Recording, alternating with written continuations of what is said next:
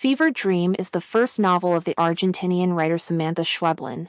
The novella was first published in 2014 in Spanish as Distancia de Rescate and was translated into English by Megan McDowell in 2017 by Riverhead Books. It is a suspenseful psychological horror fiction with elements of magical realism. Set in a rural village in Argentina, with Amanda as the first-person narrator. It is a chapter-less novel with italicized dialogues of Amanda and David. Fever Dream is a tense narrative with a growing sense of unease and dread. First, a brief summary of the novella before discussing its themes. In rural Argentina, Amanda finds herself in a hospital bed, battling a mysterious illness. Her memories are fragmented, but she can hear the voice of 9-year-old David beside her. He cryptically mentions an affliction by something like worms and urges Amanda to delve into her past to identify when these troubles began. Amanda recalls arriving from Buenos Aires at her country vacation home with Nina, her daughter, and encountering David's mother, Carla. They form a friendship as Carla tells a haunting tale of an expensive racehorse that fell ill, face swollen like a monstrosity, and died after drinking contaminated water. One day, as Carla was supposed to be watching after it with her baby, David, the horse was borrowed by her husband, Omar, for breeding, escaped and reached a nearby stream. While Carla was rescuing it, her son drank some water from that stream and fell ill. In a desperate attempt to save her son, Carla agrees to a spiritual migration performed by a local healer known as a witch doctor.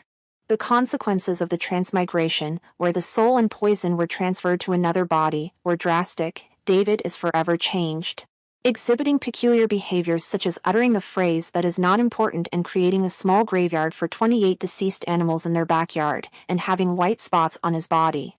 Initially dismissive of Carla's story as local superstition, Amanda becomes preoccupied with protecting her daughter, Nina, by rescue distance, but deep down worries if the same fate as Carla and David should befall them.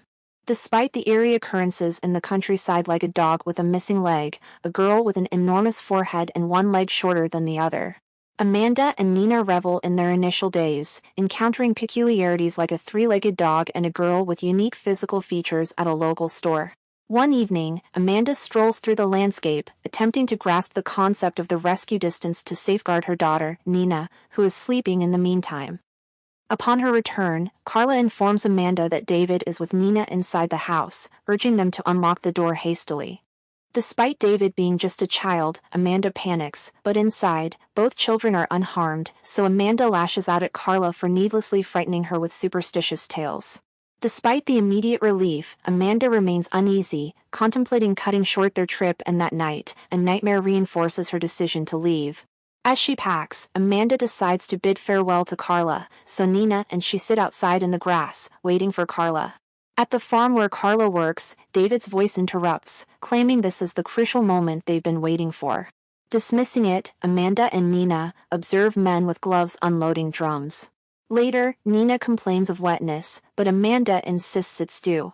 During a visit to Omar's stables, Amanda begins feeling unwell and Nina complains of stinging hands but is comforted by the two women with cookies and kisses. Eventually, Carla rushes them to the clinic, where Nina and Amanda are diagnosed with sunstroke. Returning to Carla's house, Amanda's fever increases, and she floats in and out of consciousness. The next morning, Amanda, with Nina urging her to leave, attempts to drive but struggles due to burning and watering eyes. She encounters a group of strange children, including David and the town girl, heading to the clinic instead of school with nurses to spend the day with the children who are born right. Desperate for water, Amanda collapses in the street, hearing Nina's cries. In the hospital, David recounts how Carla found Amanda in a feverish and hallucinatory state, with Nina missing. Nina was discovered sitting near the car, a few blocks away, and Carla took her to a woman in a greenhouse who suggested a transmigration for Nina's survival. An upset Amanda pleads with David to intercede and transfer Nina's spirit to a nearby body, but David expresses helplessness. And Amanda senses the tightening of the rescue distance between her and Nina until it abruptly breaks. Realizing her impending death, David insists on showing her one last thing. Amanda sees her husband arriving at Carla's house, seeking answers about Nina's changed demeanor. Despite Omar's lack of knowledge, David, holding Nina's stuffed toy, appeals to Amanda's husband by getting in the car's backseat. Omar drags David out, and Amanda's husband drives away, oblivious to potential dangers like the soy fields, the streams that crisscross the dry plots of land, the miles of open fields empty of livestock, the tenements and the factories. Too many cars. Cars and more cars covering every asphalt nerve. Smoking and effervescent that pass by as he returns to the city. Fever Dream fundamentally revolves around the theme of motherhood and the profound challenges of safeguarding one's child from unforeseen dangers. Despite the apparent differences between Carla and Amanda, the novel unfolds with both mothers sharing parallel experiences and failure to shield their children in seemingly harmless circumstances with no apparent threat. The narrative delves into the challenge of relying on maternal instincts in a contemporary world where threats are often abstract and elusive. Maternal anxiety is a recurring motif expressed by both Carla and Amanda, manifesting in shared concerns about potential harm befalling their children. An example is Carla's preoccupation with the fear that her son might be born with missing fingers and toes. However, the most obvious portrayal of maternal anxiety is Amanda's constantly fluctuating calculation of the rescue distance, an invisible bond perpetually binding her to her daughter, Nina. This thread oscillates based on the perceived safety or danger of a situation, either loosening to allow some distance or pulling taut to bring Amanda closer to Nina for a potential rescue.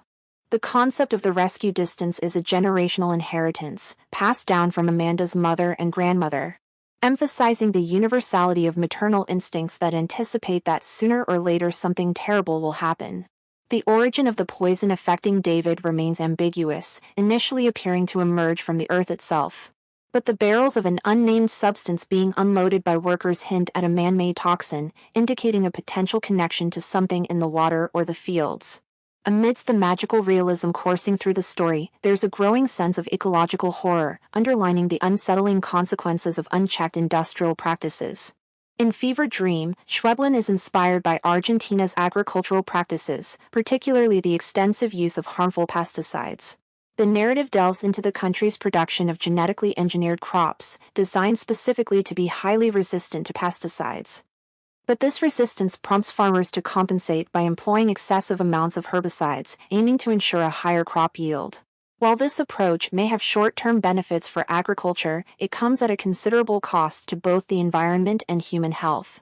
The repercussions of this agricultural model become evident in the narrative, with many children in the vicinity exhibiting visible birth defects, making them strange and deformed, and their skin is pink, very pink, and scaly too. Cancer becomes a prevalent health issue among locals as Carla states, "We're in the country, there are sown fields all around us. People come down with things all the time, and even if they survive they end up strange." The link between these health issues and agricultural practices is established through the contamination of water sources in the surrounding area. The runoff water from the highly intensive farms, laden with hazardous chemicals from the excessive use of pesticides and herbicides, contributes to the pollution of local water supplies.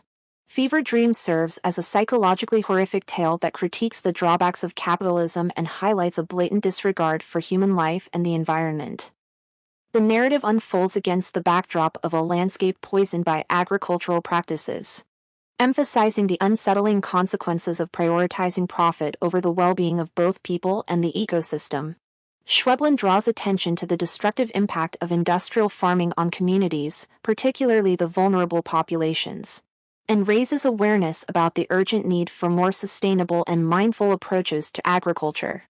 Amanda tells Carla's harrowing story about her son, David, and the desperate measures she took to save him from the effects of poisoned water.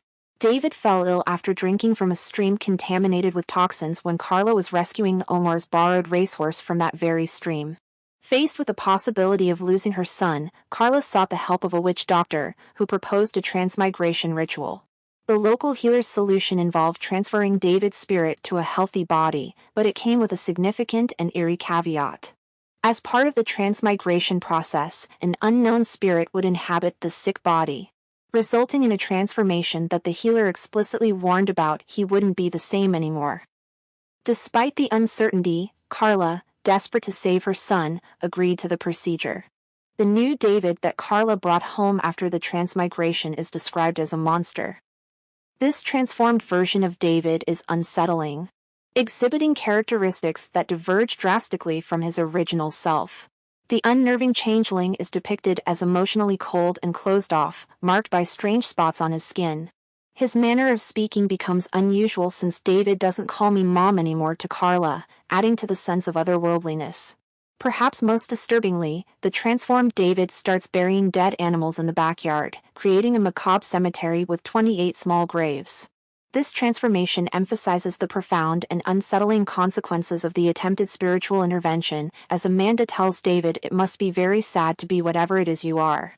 David holds substantial symbolic significance within the novella, representing a potent and ominous force that poses a threat to those in his proximity. He can be perceived as a personification of death, as he guides Amanda toward her own death. The character of David encapsulates both a menacing threat and a harbinger of death within the narrative. Now let's look at the two most significant symbols of the novella. Fever Dream begins by introducing worms as a central and evocative image, marking a significant discussion between Amanda and David as he states it's the worms. You have to be patient and wait. And while we wait, we have to find the exact moment when the worms come into being. The mere mention of worms is enough to instill a chilling ambience, an unsettling atmosphere, forcefully imprinting the image in the reader's mind. Worms, in the novel, signify a host of negative impressions, including dread, disgust, unease, danger, discomfort, disease, and unease. Worms symbolize decay, both physical and psychological. The imagery is intricately tied to the illness afflicting David and the farm's animals. David prompts Amanda to recollect when the worms first emerged, metaphorically pointing to the onset of the illness affecting her and Nina. Amanda articulates her emotional closeness to her daughter Nina by likening it to an invisible thread that is so taut now I feel it in my stomach, which binds them together. Throughout the novella, as Nina faces increasing peril following her interaction with David, this symbolic rope tightens, reducing the protective distance Amanda seeks to maintain. By the end, as Amanda nears death, she perceives this symbolic rope slipping away, but a lingering awareness of its presence persists until David offers her a final opportunity to safeguard Nina. It's then revealed that Nina has somehow transitioned into David's body.